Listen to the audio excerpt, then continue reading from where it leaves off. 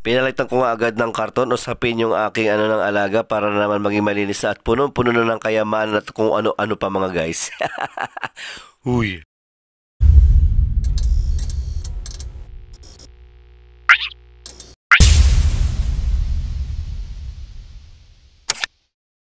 Pagkatapos ko nga pala palitan yung sapin o karton ng aking mga alaga ay talagang nilagay ko na agad sila para makapaglaro na nga sila at makapag-enjoy. Dahil nakakasura nga naman tignan ko napakarami mga kayaman at mga likido nagkalat dito nga sa sapin ng mga alaga ko. Ito nga palang batik na pusa ko na kulay asul ang mata ay si Kagome. Habang ito naman yung aking lalaki dito na kuting ay si Gaara ang pangalan mga guys. At yan nga sila mga guys, talagang halata mo na nag-i-enjoy sila dahil kapapalit nga at talagang mabango at malinis na naman yung kanilang playground for today's vlog. At yan nga mga guys, wala pang 1 minutes ay talaga nga namang bininyagan agad ni Sakura ng kanyang likido. Talaga nga naman Sakura, nagigigil ako sa face mo ha. Siguro ngayon nakakainganyo ka talaga nga namang mag-CR kapag ka nakikita mong malinis at napakaayos nga ng bago nilang sapin.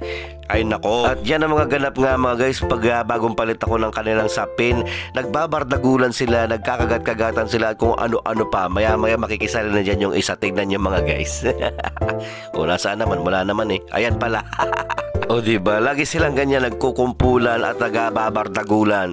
Ay naku, at ito nga maya-maya ay nagugutom na talaga nga namang hindi na siguro nila matiis. Yung kanilang gutom, abay, nangihingi na sa daddy nila. Ito nga naman si Kagome, ay si Sakura, ay si Kagome pala. Ito si Sakura at si Gaara. Ay nako, napakakukulit at napakalaging gutom. Kala mo nga hindi pinapakain for today's vlog. Ay si tawa. At paglabas ko naman mga guys ng mga bahay, ay talagang susunugin ko na yung kanilang mga pinagkalatan ng mga kayamanan dito. At sinama ko nga dito si Nami para makita nyo yung ginagawa ng daddy niya. Ito na nga siya at napakabilis ngang lumaki mga guys. Kung mapapanood nyo yung nanganak si Burikat na video ko, talaga nga namang mag-aano kayo, magwa-wonder kayo at napakabilis lang ng panahon. Tapos ito nga si Lupi ay sumisilip-silip din na dahil akala nila ay pinapakain ko na nga ito si Nami. At ito yung mami niya si Katburi, si Katburi. Katburi parang sira. Maya-maya mga guys ay sinindihan ko na nga itong papel para nga naman hindi sana ito bawal sa Facebook at saka sa YouTube no. Ano daw? At eto, nako-curiosity strike nga si Nami nung nakita niya yung apoy na flames na lumalagablab dyan from a distance. So, at talagang lumapit. Pag gusto talagang masunog ng buhay, yata ito. Sige ka, barbecue ka, ilagay kita sa siopaw.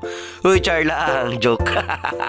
Uy. At dahil nga mga guys, medyo lumalakas na yung apoy, ay nilagay ko muna siya dito sa katabi niyang tangke. So, kung saan siya lumaki, at talaga nga namang tumatambay si Nami kapag hindi ko siya nilalagay sa kulungan dito sa loob ng bahay. Anong tangke pinagsasabi mo aquarium yan? Hoy, wag mo ko pangaralan, hindi ka na grade 2. Ganun din tawag dyan. Tangke, pares lang yun. Parang di ka galing sa Pitos. Char. Pag na-research mo yan pati Sparrow sa Google aquarium, tank, aquarium, ganun din yun. Ikaw talaga parang hindi ka nag-kinder.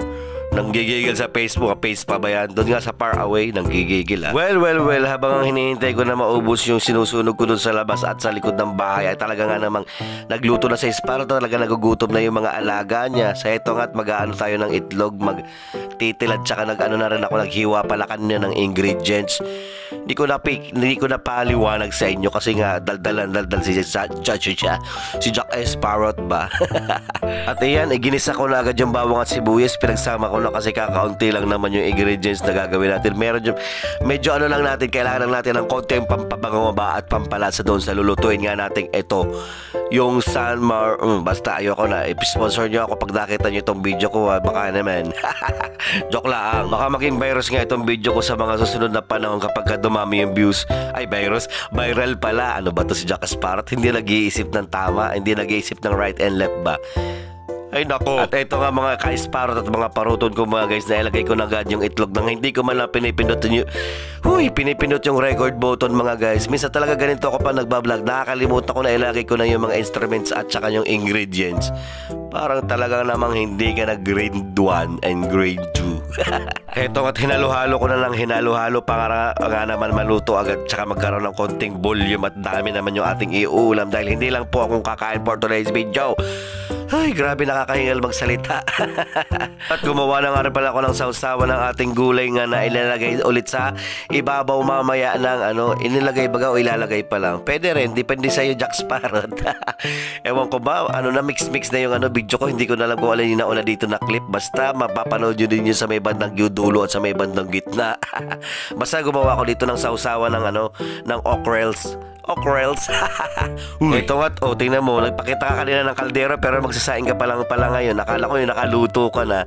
Ito nga mga guys, at hinuhugasan ko na nga ng Jack Sparrow yung bigas para naman makasala na at para mamaya habang nagluluto nga tayo ng ulam ay talaga nga namang nakaantabay na rin yung ilalagay nating ano daw? Ang gulo-gulo ng voice over ko for today's video. Ang hirap talaga mag voice over pagkagigising lang, no? Nako, basta inilagay ko na rin yung okra. Tingnan mo ka, kalalagay mo lang luto na kaagad. Grabe kabilis kasi mga mainipin talaga kayo katulad ko. Ay, Charla. At syempre kapag kaluto na nga agad ng kanan at saka ng mga kakainin ay talaga nga namang plating na kasunod mga guys. Plating ang pinakapaborito sa lahat ni Jack Sparrow ang plating at later on nga yung mukbang. Dahil ganito nga pala mga guys talaga si Jack Sparrow pag gumagawa ng mga vlogs, ng mga cooking vlogs, ng mga video ay talagang hindi mawawala kapag ka may pagkain, yung plating. Alam mo yung plating of the plating. Tapos kakain sa dulo yung mukbang. Guys, tara, kain. So for today's video nga mga guys, kakain na tayo sa Jack Sparrow. At pasensya na nga pala kung napakaingay na naman sa labas. At yan na naman nga guys. So kakain na naman si Sparrow. Grabe naman talaga ang mga ngayon for today's video. Uy, mag-pray ka muna. Sorry Lord. Amen. O first bite, unang subo. Meron na naman tayo guys na ulam ng okra o kaya gulay na okra para magkaroon naman tayo ng sustansya sa katawan kasi parang puro karninas na lang kinakain ko eh. Sarap talaga nito lalo pag may sausawan ng toyo. Tara magkain. Hindi ko na nakabit yung microphone mamaya na lang. Maraming salamat kung nakaabot ka dito sa part ng video ko ha. At sana naman talaga tinatapos mo at talagang pinapanood mo. Hindi lang yung basta mo lang piniplay at di mo naman pala pinapanood. Kawa naman mag-effort si Jack Sparrow na paggawa ng vlog kung hindi mo naman papanoorin. Parang hindi ka naman yan galing sa pitos. O kain ka na lang. Kain mo na lang yan. Harap. Ito nga guys, hindi ko alam kung anong tawag dito sa lutong ganito eh. Parang yung Argentina na may Argentina na may itlog din, ganun. Ano naman tawag doon? Torta o ginisa na lang. Ginisang ganito sa ginisang itlog sa tuna, ganun. Sa San Marino tuna. Parang maanghang yung binigay ni Kuya. Napakasarap nito mga guys, gulay. Grabe.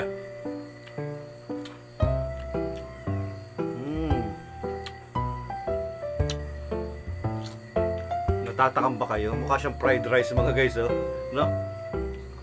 Kayo ba guys, na nagagandahan ba kayo sa tunog ng kuliglig ko, nabubullshit din kayo? Ako kasi naumay na eh, lagi na lang yan, istorbo sa mga vlogs ko, istorbo sa mga video ko. Pero alam ko may pakinabang yan sa mundo, kaya dapat wag natin i-hate. Parte yan ng nature, kaya dapat natin yan, i-appreciate kahit nakakabisit minsan. Parang ikaw, nakakabisit ka rin, dapat ka i-appreciate. Uy, joke lang!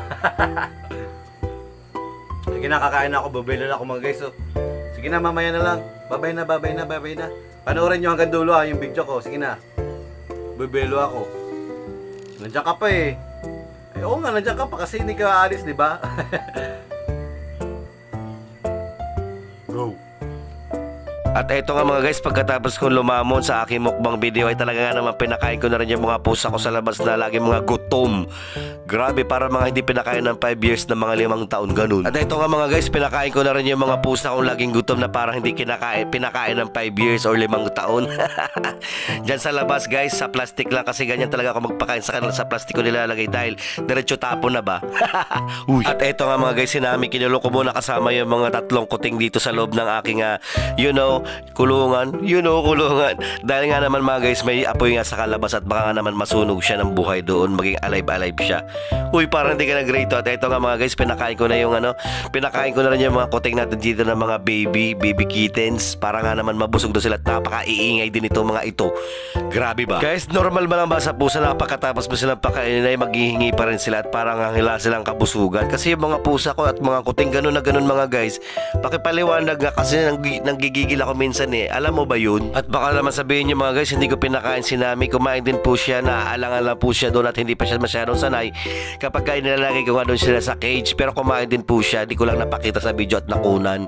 Uy! At eto nga, pagkatapos nilang kumain lahat mga guys, ay ginamot ko na rin yung mata ni Nami dahil pares na pares yung sitwasyon nila nag-aarang ngayon mga guys. Yun bang mata nila mga guys ay nagluluha palagi tsaka may maraming muta pa pagka tinitignan mo. Ewan ko nga ba kung anong klaseng sakit dito, siguro infected lang o infection ganun. Kaya naman guys, nilagyan ko tala ng eye drops na nabili ko nga sa shop, basta doon sa letter orange na application.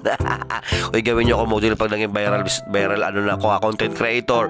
Yes naman, for the go. Uy, grabe na rin yan, Jack Sparrow. May mga sumasabit-sabit pa sa mo. Yan, shake pa more, kain pa ng shake. Grabe na naman talaga sa shake ay. Hindi ka na nagtigil sa kasi shake mo. Ayan, sige, sipon at saka kalagara. Char lang. At eto nga't pinupunasan ko na ulit yung mata ni Nami kasi nga naman guys, napakaraming mga tubig-tubig pa gawa nga nung eye drops na nilagay natin para gumaling na sila kasi nakakaawa na naman silang tignan kapag nagluluha ba yung mata. Yung parang lagi silang naiiyak na hindi mo maintindihan at nagdadrama sa buhay nila in their life. Uy! At pagkatapos nga ni Nami, ito naman si Mr. Gara naman ang ating mas malala nga pala yung kabilang mata niya kaysa dun sa isa. Ito nga pala si Mr. Gara, may ibubuking ako sa kanyang grabe naman na traits at saka ugali niya talaga mga guys. At na-discover ko nga ito at nakita ko nga guys kung paano nangyari yung mga pangyayari, mga bagay-bagay sa mundo at sa buhay niya. Uy, hindi. Dahil ang buong akala ko talaga mga guys, yung aso nga lang talaga ang gumagawa ng ganon. Yung kinakain ba yung mga nila, yung ETA. Alam mo yung ETA, yung pufu, ganon. Mga guys, kaya naman nagulat ako nung nakita ko nga siyang kinakain niya yun. Grabe ba, nagulat ako at nasuka-suka nga dahil nakakadiri. Sorry sa kumakain dyan kung narinig nyo ito voice over ko pasensya lang. Yes, mga guys, na-observe ko ngayon sa napakatagal na mga araw na nandito siya sa kulungan at sa cage na ito mga guys, dahil kapag meron na pala silang bagong fufu na naiadlabas nga sa kanilang katawan mga guys, ay hindi nga matabunan ni dahil karton nga mga guys yung yung sapi ng kanilang cage. Kaya naman guys, nakikita ko at na-observe ako si Mr. Gaara na tinatabunan niya at pag hindi niya nga matabunan ito ay kinakain niya na nga lang para nga maitago nga yung kanilang fufu. Kaya naman mga guys, sa susunod na video natin ay may gagawin tayo at maghanap tayo na kanilang litter box pa mga guys. Ano ba tong voice over? Gulo-gulo. Puro ka papa ketchup naman yun ay. Uy, another endorsement po sa inyo. Baka naman. Pag nag-virus tong content, naman ako. Uy, joke lang, puro parinig. At syempre mga guys, maghanap nga tayo ng kanilang litter box sa susunod na video. Papakita ko sa inyo para meron tayong episode at mga mga sunod na aabangan. Uy, grabe naman yan. Sige na mga guys, hanggang dito lang muna vlog ni Jack Sparrow. See you on my next vlog and thanks for watching. Mwah!